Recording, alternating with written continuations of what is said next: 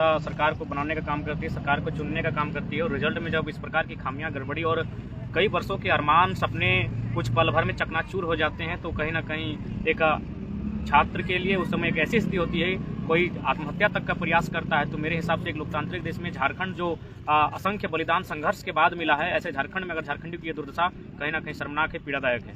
पूरा छात्रों में आक्रोश का माहौल है। आज शाम को जगह जगह पुतला दहन है।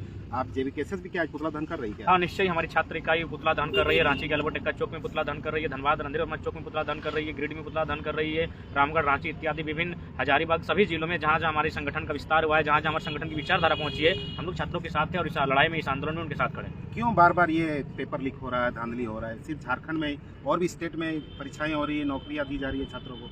यहाँ के छात्रों के भविष्य के साथ खिलवाड़ हो रहा है बार बार।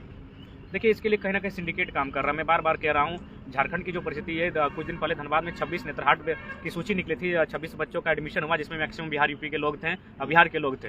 तो कहीं ना कहीं केवल झारखंड को ही लूट का बाजार बनाया गया। यहाँ के लोगों को अपनी पीछे गुलाम बना के रखा गया। आज भी बाहरी राज्य के लोग, अन्य राज्यों के लोग यहाँ के हक हुकूक पर अधिकार करते हैं। और सही है, जो वायरल हुआ है, जहाँ से धांधली हुई, जहाँ से गड़बड़ी हुई है, वहाँ पटना में उसकी साजिश रची गई है। तो पटना तो हमारे राज्य में नहीं है, ना हमारे राज्य का वो क्षेत्र है। तो स्पष्ट आप जान सकते हैं कि गैर जो लोग हैं इस राज्य के नहीं है, जो इस राज्य में लूटने की मंशा से आए हैं। और वो पूरा एक सिंडिकेट, बहुत बड़ा सिंडिकेट यहाँ काम कर रहा है। क्या ये बार बार बिहार में ही खेला क्यों हो रहा है? झारखंड का पेपर है, यहाँ के छात्र एग्जाम नहीं, यहाँ के ना छात्रों में इस प्रकार की कदाचार की भावना है, ना यहाँ के जो पदाधिकारी हैं उनमें कदाचार की भावना है। जो हमारे राज्य के नहीं है वही चाहते हैं कि राज्य आगे ना बढ़े, उन्नत ना करे। और वो जानते हैं कि ये जो इम्तहान देने वाले छात्र ही राज्य के भविष्य है, ये हमारी बैक है, ये हमारी रीढ़ की हड्डी है। इन्हें बार बार झकझोरा जाएगा, इन्हें बार बार डिमोटिवेट किया जाएगा तो ये राज्य कभी स्टैंड नहीं हो पाएगा। और ये लोग चाहते हैं कि राज्य ही स्टैंड ना हो। इसलिए आज शर्मनाक है कि बार बार प्रश्न पत्र लीक होता है, बार बार सपने चकनाचूर होते हैं। ये कहीं ना कहीं दुखद विषय है। जयराम महतो अभी तक का स्टैंड क्लियर नहीं ना। आप लाइव आकर अभी छात्र इसमें बोले, आप छात्र का राजनीति करते करते नेता बन गए झारखंड का,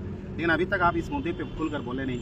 देखिए, आप हमारे शकल से देख सकते हैं हमारी स्थिति बहुत खराब है। आज विकास प्रकाश की साल भर में तो उस मूर्ति का अनावरण था, तो उस अवस्था में काफ़ी दुखी और पीड़ित हम भी हैं। लेकिन हमने भी स्टेटमेंट देने के लिए बाकायदा शाम को हम भी लाइव आएंगे और उस विषय पर अपनी बात को रखेंगे। लेकिन हम भी चीज़ों को जानने का पहले प्रयास कर रहे हैं, तभी आपका आगमन हुआ और सोचे हम आपको ही बयान देते हैं। तो हम छात्रों के साथ हैं, हमारा संगठन छात्रों के साथ इस लड़ाई में उनके साथ है और आगे भी थे, आगे भी रहेंगे।